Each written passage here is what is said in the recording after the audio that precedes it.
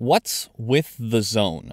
Hey, get it? That's a video I already made. If you haven't seen it, I highly recommend it, both because it's a great video and I'm super talented, and because it'll help you understand this video more. So as I say in that video, two of the elements of being in the zone are a loss of self-consciousness and a merging of action and awareness. And today I'm going to talk about a few games that are great at putting you in that state before proverbially crashing your wedding. Like, I get it, Adam Sandler. You're famous, and honestly, I think you get a bad rap, but this is my wedding! Ah, Guitar Hero. Who could forget Guitar Hero? When I was a kid, I used to love playing Guitar Hero. Just listen to that music! David Wise is a genius. So Guitar Hero is one of those games where you want to get a streak of continuous perfect play, hitting all the notes and whatnot. In the first three Guitar Hero games, aptly titled Guitar Hero 2, and Guitar Hero 80, there wasn't a lot of intrusion. You had a score multiplier you'd earn for getting a bunch of notes in a row, but other than that, the game didn't need to remind you of your note streak. And that's cool, and I like that. However, later installments did this thing where, starting at like 27 or something, the game would leave a constant counter on screen at all times. And this sucked. It added a lot of pressure. For one thing, its mere existence on the screen was distracting, so the eyes would often naturally gravitate toward it. And for another thing, it makes the player more self-aware. Those two things I said earlier about being in flow, they're both ruined. If a player is reminded, hey, you're playing a game, then it might make them more self-conscious, which can make their awareness disjoint from their actions. And that's a shame, because the first three Guitar Heroes have poor game feel, so there's no perfect Guitar Hero experience. Oh wait, Guitar Hero Aerosmith exists. Look at him go. He's still doing it.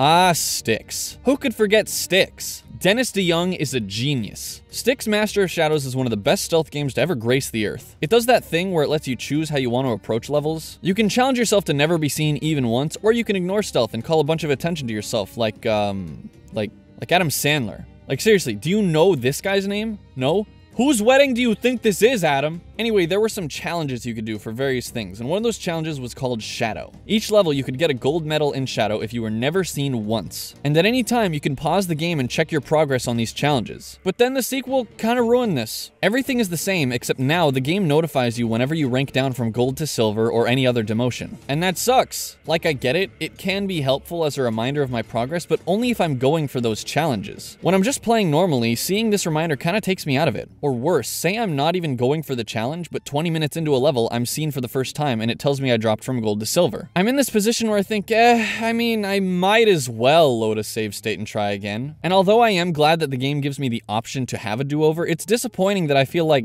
suckered into playing the game in a different way than I wanted to. I understand this is essentially all in my head, but the same can be said about the pressure that Guitar Hero's note counter brought on. By being told of my progress as often as I am, it takes me out of it, and I feel more self-aware that it's a game. That alters how I play and completely breaks my flow.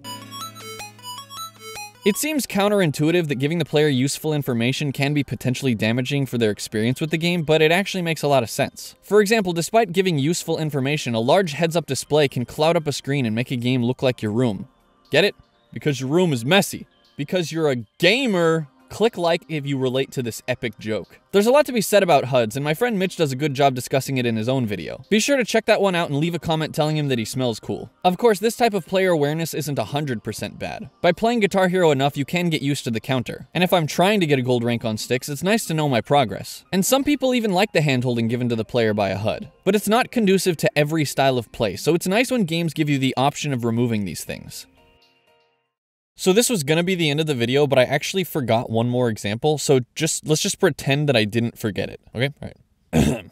Ah, Sonic Boom. Who could forget Sonic Boom? I'd say someone is a genius, but honestly, I'm never going to top that Dennis DeYoung joke. I'm a genius. So I wanted to bring up this game because the characters in it like to throw out one-liners every, like, 10 seconds, so it immediately kills your immersion. Which is a shame, because if it weren't for this glaring flaw, Sonic Boom would be able to immerse the player with its intricate mechanics and challenging level design. Portal circumvented the issue of repeated dialogue by having voice actress Ellen McLean record a ton of voice lines, and setting each one on a trigger so that you'd never hear the same line twice during the final boss. So yeah, there are a lot of ways that having too much stimulus can take you out of an experience, but there are also ways to find a good balance. Basically, if you take one thing away from this video, it's that Adam Sandler needs to shave that plague off of his face. Hey guys, thanks for watching. Honestly, Adam Sandler isn't even half as bad as everyone claims he is. Except Pixels, that movie was bad. But other than that, I have pretty much no problem with him. Anyway, like, comment, subscribe, favorite, yeah.